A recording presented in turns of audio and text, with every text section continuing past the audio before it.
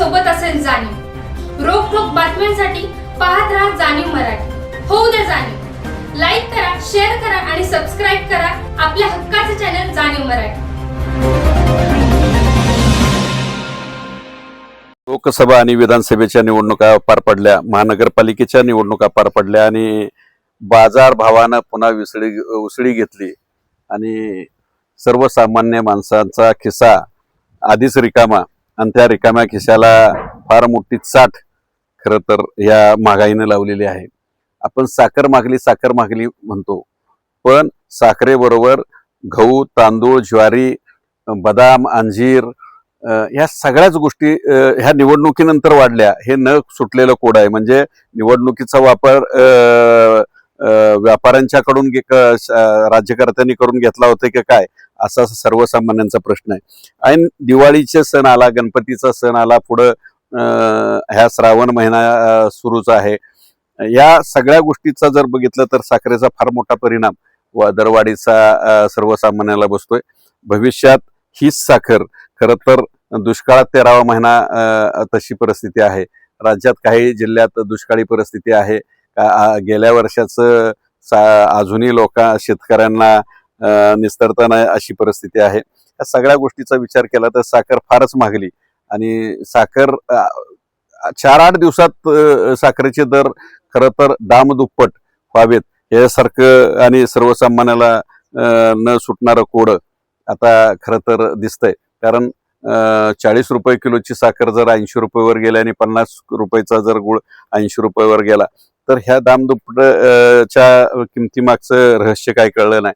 कारण परवाच आपण आरडी सांगितलेलं आहे की गेल्या वर्षभरात कुठेही ऐकायला मिळालं नव्हतं की उतारा कमी मिळाला साखरेला, साखरे कमी आहे। या निवडणुका होत्या तोपर्यंत सगळ्या आलबेल चाललं होतं आणि निवडणुका संपल्या की सगळ्याला म्हणजे गोडानं मोकळी झाली अशा परिस्थिती खरं तर निर्माण झालेली आहे। आणि आपण एक जुनी म्हण आहे, साखरेचं खाणार त्याला देव देणार। देव काय देतोय, साखरच बाजारात उपलब्ध नाही।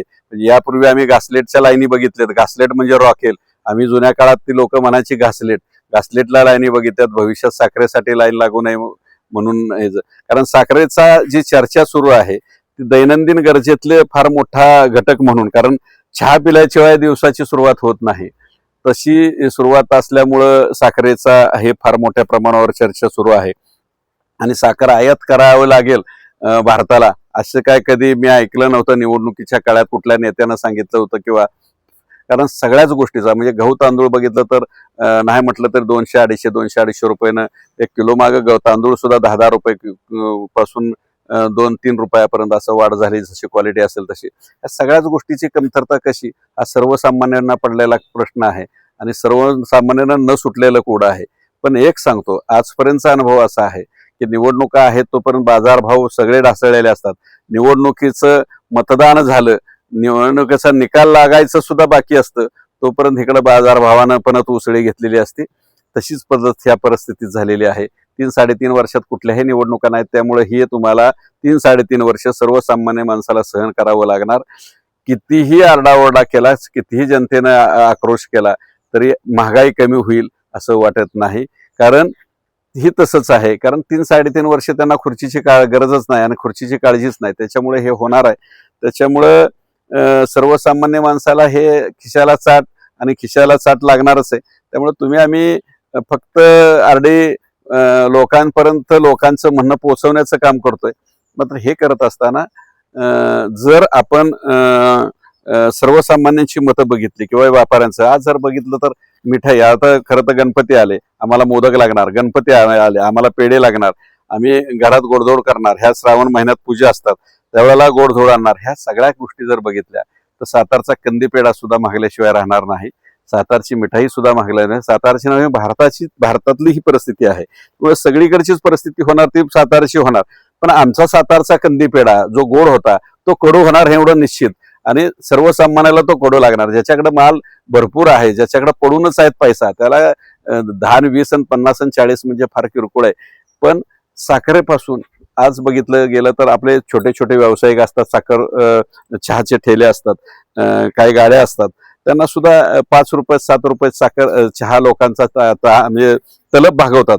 पण आता परिस्थिती अशी आहे की ही तलब भागवायची कशी, तर 7 रुपयाचा चहा 10 रुपये करण्याशिवाय त्याला पर्याय नाही आणि सर्वसामान्याला 10 रुपयाचा चहा घेणं परवडणार नाही. म्हणून साखर गोड जरशी झाली, साखर गोड नाही तर साखर कडू केली. आणि साखर कडू का झाली ह्याचं मात्र कुणाकडनंही काही अगदी समर्पक उत्तर आतापर्यंत साखर सम्राटांकडून सुद्धा मिळालेलं नाही.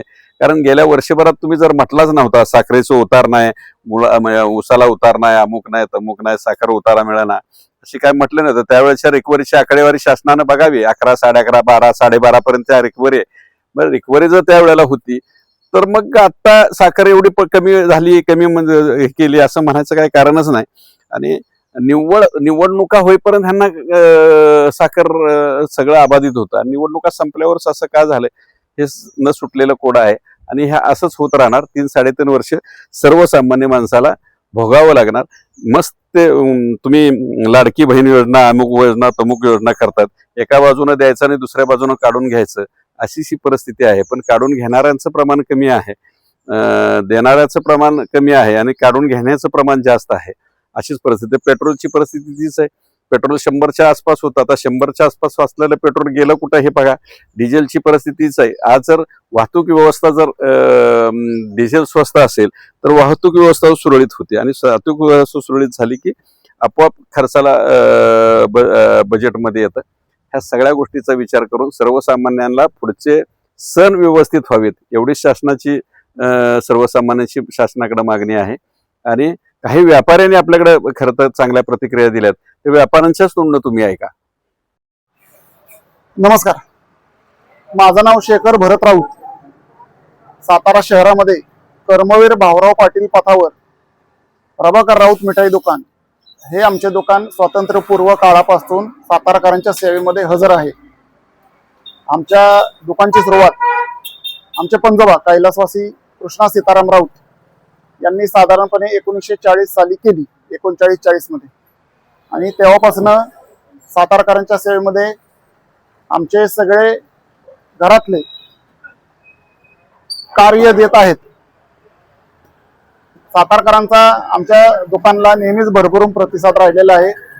गुढीपाडव्याची गाठी असू देत किंवा व्यापारी सहकारी पतसंस्थेच्या माध्यमातून लाडू चोडा महोत्सव असू देत किंवा गौरी गणपतीला फराळाचे पदार्थ मांडायचे असू देत, 15 ऑगस्ट 26 जानेवारीची जिलबी तर आमची खूप प्रसिद्ध आहे. संक्रांतीला तिळाचे दागिने, साखरेचा हलवा आणि इतर साखरेची रेवडी, गोळाची रेवडी, बरेच पदार्थ आमचे प्रसिद्ध आहेत. आमची जिलेबी ही खूप प्रसिद्ध आहे आणि सातारकरांच्या जिभेवर त्याची चव कायम रेंगाळत असते. आता तुम्ही बघू शकता, जिलेबी करण्यासाठी प्रामुख्यानं साखर हा घटक प्रमुख आहे आणि सध्या साखरेची तर दरवाढ ही प्रचंड प्रमाणामध्ये झालेली आहे. आता अशा परिस्थितीमध्ये दरवाढ करणं ही अपरिहार्य गोष्ट आहे. साखर ही मिठाई पदार्थाचा आत्मा आहे आणि या आत्म्यावरच दरवाढीचा घाला हा घातला गेला आहे. तरी पण यासाठी केंद्र सरकार, राज्य सरकार हे दर आटोक्यात ठेवण्यासाठी विशेष प्रयत्न करत आहेत आणि त्यामध्ये त्यांना निश्चित यश येईल आणि आम्हा सर्व मिठाईवाल्यांना पण दिलासा मिळेल अशी मला आशा वाटते. कारण आमचा राज्य सरकार आणि केंद्र सरकारवर पूर्ण विश्वास आहे.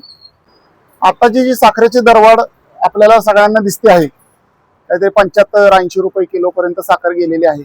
तर ही भयंकर दरवाढ ही कमी दिवसातली खूप दरवाढ आहे आणि याला सर्वसामान्य नागरिकांप्रमाणेच आम्ही सर्व मिठाई व्यावसायिक कशा प्रकारे तोंड देत आहोत ते आमचा आम्हाला ठाऊक आहे.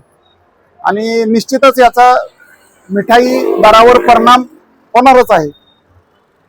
हॉटेल असू देत, मिठाई दुकान असू दे, बेकरी असू दे, केटरिंग असू दे, खाद्यपदार्थ व्यावसायिक हे न परवडल्यामुळे, साखर वाढ दर न परवडल्यामुळे याच्यामध्ये दरामध्ये वाढ करणारच आहे. आता आपापल्या दुकानाप्रमाणे जे ते मिठाईवाले किलो मागे किती रुपयाची वाढ करतात ते आता मालाची पडतळ काढूनच त्याचा निर्णय घेतला जाईल.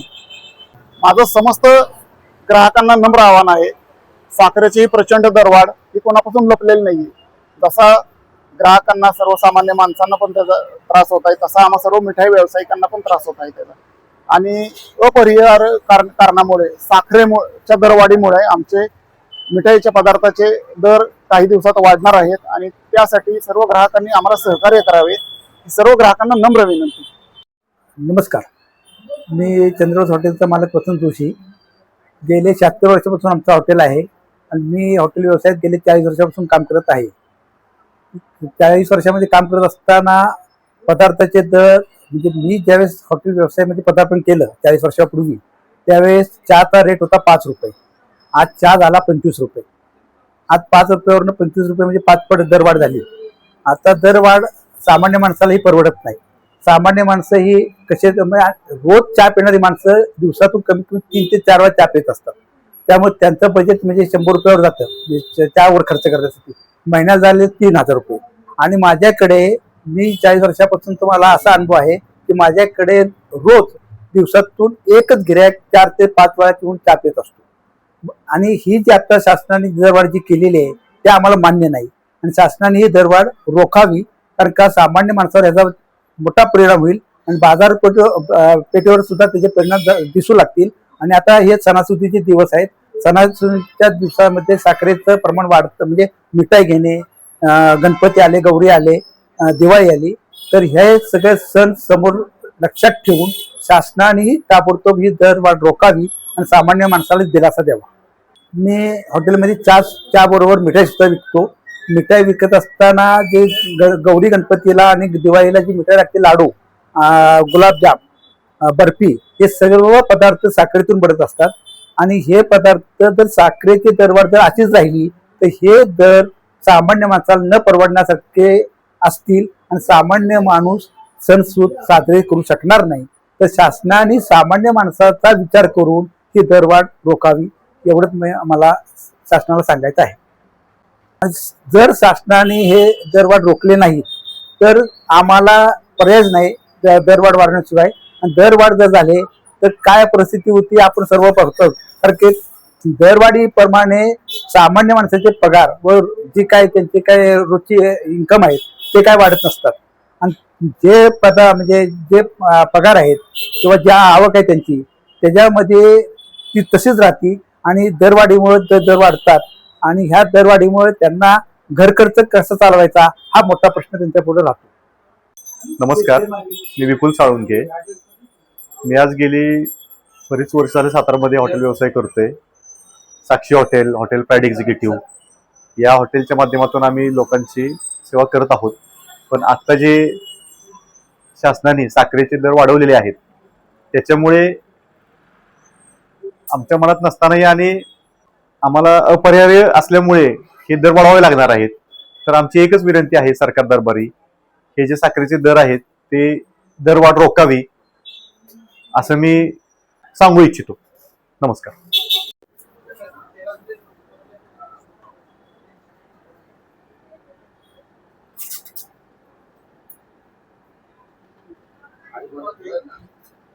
आमचा राजपुरे स्वीट्स ही सिटी पोस्ट या इथली शाखा आहे. ही शाखा गेले 40 वर्ष पारंपरिक भारतीय मिठाई उत्पादन व विक्रीचा व्यवसाय इथून होतो. इथून वेगवेगळ्या सणांना लागणाऱ्या सर्व मिठाया, सर्व खाद्यपदार्थांची आपण इथून विक्री करतो. आता सध्या सर्वात जास्त चर्चेत असलेला विषय वाढलेले साखरेचे दर. तर इतक्या दिवस आपण लोकांचं तोंड गोड करण्यासाठी साखरेचे वेगवेगळे पदार्थ विकत होतो.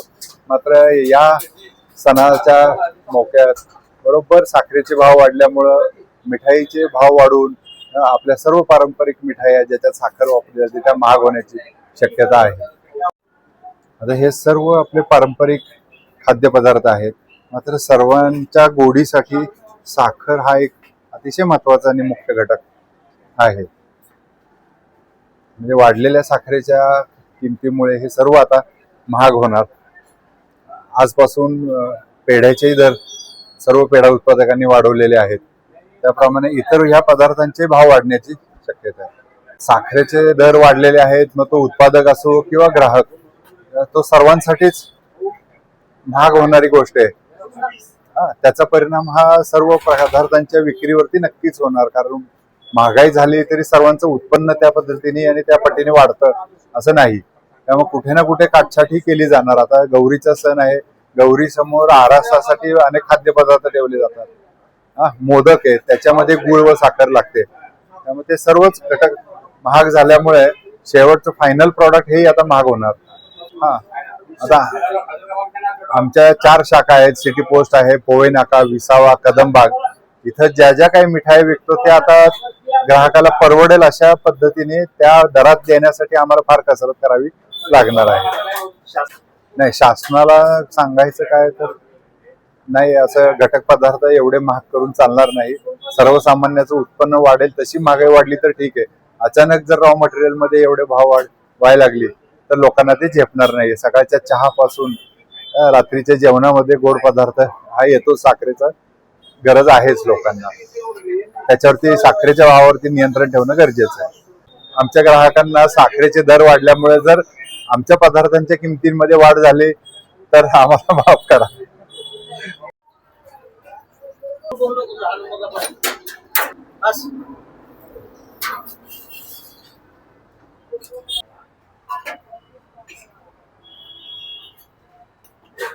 माझं नाव केशव गुजर.